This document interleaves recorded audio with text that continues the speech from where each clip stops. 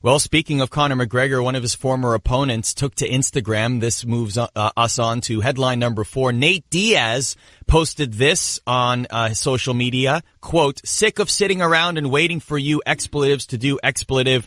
There's no excitement in this fight, expletive. Step your games up. I'll see you around May, June. Sincerely, the real champ." Expletive emoji. You can guess which emoji he used there. So, Nate Diaz proclaiming he will be back sooner than later in 2018. We don't know an opponent. We don't know where, when, how, etc. But at least the intention is there. So that's good news. Yeah, and I think the intention was always there. I mean, Nate, the Diaz brothers are really fascinating because they always talk about how they don't like to fight, and why would anybody fight if they didn't have to fight? Because it brings on, physical harm. Like, why would anybody want to do that? But at the same time, they are fighters at heart, and that's that interesting dynamic of them saying that, but then them being who they are, and the fact that they would probably step into this podcast studio and fight the two of us for almost nothing. Arda is what makes them so fascinating. So Nate Diaz was always going to come back, but he wants the respect of the UFC and he wants to get paid. I think he's getting antsy. This is a guy who. Having a fight does give you something to train for. It gives you purpose. This guy is a triathlete. He likes to be driven. He likes to have goals in front of him, and he's just gone through an entire year in which he didn't have that. So I look at the May-June timeframe of real, and I spoke to someone who's close to Nate last night, and they said, yeah, he absolutely intends to come back within that time frame. That's what he wants to come back, and he thinks that that's appropriate. I also look at that as a message shot over the ocean to Conor McGregor, saying, hey, I'm ready to come back. I don't need you. I'm ready to come back. I want the UFC to find me something. That we're talking about Tyron Woodley. Maybe that pops up again, but I'm fighting. This is UFC needs to offer me something here. I'm game. I'm open for business is kind of what he's saying. And by saying May and June, maybe he's kind of putting it in the head of Conor and his camp of, hey, if you have any ideas of facing me in July or maybe even September or August, come out and say it, make it known. Go tell the UFC, like, hey, Conor is ready to come back, and maybe he's interested in fighting Nate Diaz because, if not, Nate's going to move on without you. I think now whether or not that works or not, we'll see. But I also think that that's part of it, that you're saying I'm coming back in May or June, unless, maybe something interesting comes along in July or August. I think that's part of this. Well, I'm sure a lot of fight fans would love to see Nate Diaz return to the octagon in May and June. One fighter who outlined a possible return in July is Demetrius Johnson. And Brett, you had a chance to speak with him. Yeah, people have been wanting to know what's the update on this. I spoke to TJ in December, and he was talking about, needing 16 weeks to drop the weight, and then Demetrius Johnson underwent shoulder surgery. Dana White has been asked, I asked him actually at a press conference on December 2nd, right after the pay-per-view in Detroit. What's the latest with that? And he said the fight's happening, but there were really no details about it. So yeah, I got a chance to talk to Demetrius this week, and we actually have sound of that, so let's go ahead and play that now. Yeah, 100%. That's what the UFC wants to make up, me versus TJ, the super fight everybody's been wanting to watch. And I think me and TJ are both on board. We just want to make sure it's on a stacked card. We want to be on like a card that we're going to be able to, benefit from, a good pay-per-view buy. I think I deserve it, and I think he deserves it. Two champions, both well-rounded, very skillful. Obviously, I cleaned out my division. He just got the belt, so I think he has a little more work to do when he gets done with this fight, whether he stays at 125 or 135, depending on what happens in this fight. So we'll see what happens, man. Well, would you accept the fight if the UFC disagrees with that part? That said, what if they're like, well, no, we want this as a main event? Is that like a deal breaker for you? No, I don't mean, I'd rather have somebody else main event that's going to bring in way more pay-per-views. In my opinion, that's held up the fight from on my end is that, I've seen guys jump on pay-per-view cards and make, $1.5 million fighting a less inferior opponent than I'm about to fight. Mm-hmm. To where, me and TJ, we can fight, on the Seattle card or whatever card, and we'll probably pull in like 275 buys and, we'll probably get an extra check for $75,000. So my management team was like, dude, I've seen it happen before. We're going to hold out, wait. That's what everyone wants to see.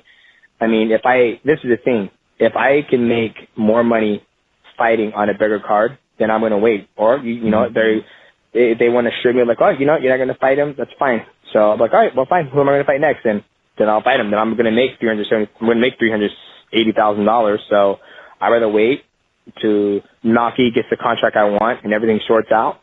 We're going to fight. And, this isn't just for me. This is for my management team. They're like, no, we're going to wait. Like, you've earned what I think you should earn, and we're going to try to get it for you. And I was like, oh, thank you. I appreciate it. They're looking out for me. And so a lot of the media and the fans think that's a word of turning down fights or ducking, but that's a way of being a smart businessman and getting the most of the money you can, because in 5 years, nobody will be talking about me.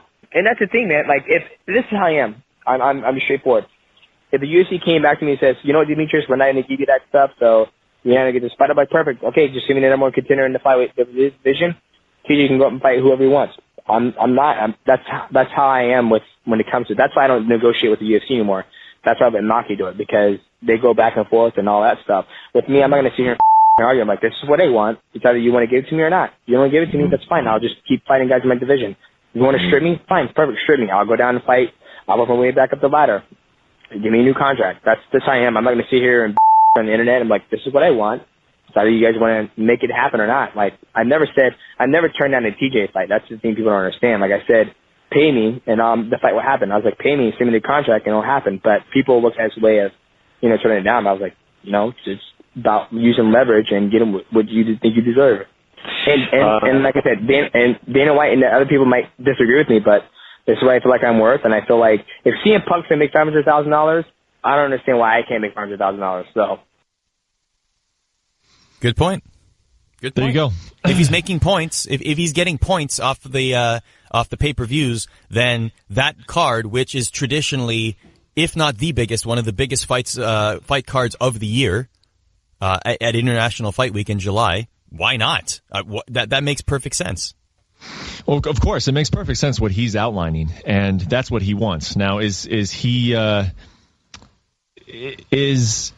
first of all, is that going to happen, and what is the UFC stance on this? Okay, this is sort of a complicated situation, and this is happening around the sport. We're seeing this now, where you have these big megastars in the UFC, right? You have a handful of them, a couple of them, and the UFC has gotten into the habit of putting multiple title fights on a single card. They figured out that this is good for business.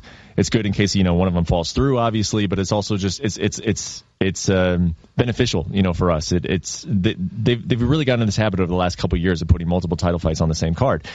Now, obviously, the champions have noticed that, and if you're a champion, what fight card do you want to be on? You want to be on International Fight Week. You want to be on any Conor McGregor fight card that you can be. You want to be on New York, and we're seeing this right now with Chris Cyborg as well. Initially she said, well, I'm not really interested in the Amanda Nunes fight. Now she's saying, well, I'm interested, but let's do it International Fight Week. I want a big card. She's essentially saying the exact same thing that Demetrius Johnson is saying. I want it to be on a big card because they get points off of pay-per-view. So obviously the bigger the pay-per-view, the more money they get. Now, the argument against this would be, one, why should Demetrius Johnson get thrown on a George St. Pierre card in which, he's making pay-per-view points off of really, what George St. Pierre is drawing? And the other argument is that the UFC has a schedule to put together. They can't just, if they're having a champion saying, I don't really want to fight here. I want to fight on the big card in the summer. Well, then what are they supposed to do with these other main events? If they have a pay-per-view in Brazil that they would really love to do Cyborg and Amanda on, but those two are only willing to fight in July in Las Vegas, well, that's a problem for the UFC, isn't it? So those are the two ways of looking at it. What I would say is the UFC they have to figure this out because, as I just mentioned, there's two cases of it right there, two very high-profile cases of this is what's happening, this is what the fighters have noticed, realized, and now we're seeing this play out in the contract negotiations. They need to figure out a way in which, hey, Demetrius, you do bring something to this card. You bring something to any card that you have, and you fighting TJ Dillashaw is a fantastic fight. We can promote that. You have 11 title defenses. TJ Dillashaw just won the title back, champion versus champion. We can do all that, but understand that it doesn't sell as a headliner.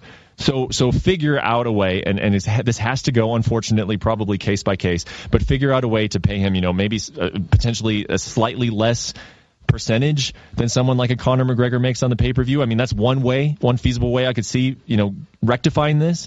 Because Demetrius Johnson is not in the wrong. He's looking around, and I didn't mention this, or I didn't include this in the audio clip, but he pointed out Cody Garbrandt. He said, look at Cody Garbrandt. He fought in Madison Square Garden, and he fought on a card that was headlined by Georges St. Pierre, and he got pay-per-view points off of all of that. Is Cody Garbrandt, that much more sellable than I am? I mean, he's looking around and he's seeing these opportunities play out. It sort of just seems like it's kind of luck of the draw. And in Demetrius' mind, he's like, I'm the best fighter in the world. Put me on a big card. If you really want me to fight TJ Dillashaw, put me on a big card and let me get paid for it because other guys are. And that's not a flawed way of thinking. But if all these champions start thinking that way, well, then we are going to grind to a halt as far as creating the UFC schedule because everyone's just going to want to be on a Conor McGregor card. So the UFC has to recognize this and figure out a way to expedite these sort of negotiations, come up with some sort of precedent that's going to make these things a little easier. Otherwise, we're just going to go back and forth on these all the time. I mean, because again, you're seeing it with Chris Cyborg as well. Is she going to be on that International Fight Week card? Is Demetrius going to be on that Fight Week card? Are they going to throw another big name on there like a Nate Diaz or even potentially a Conor McGregor or Georges St. Pierre, and then they're going to have to pay out all those guys pay-per-view points? I mean, the UFC has a business to run as well. So it's a complicated issue. But, you're not seeing Demetrius Johnson say, yeah, fine, whatever. Just put me on, some May, UFC card that is boxed in between, some big boxing event. And then my pay-per-view buys suffer. Like, I'm not doing that anymore. I've done that enough, So, interesting. It's a very interesting business dynamic that's going on at the very top of the sport right now.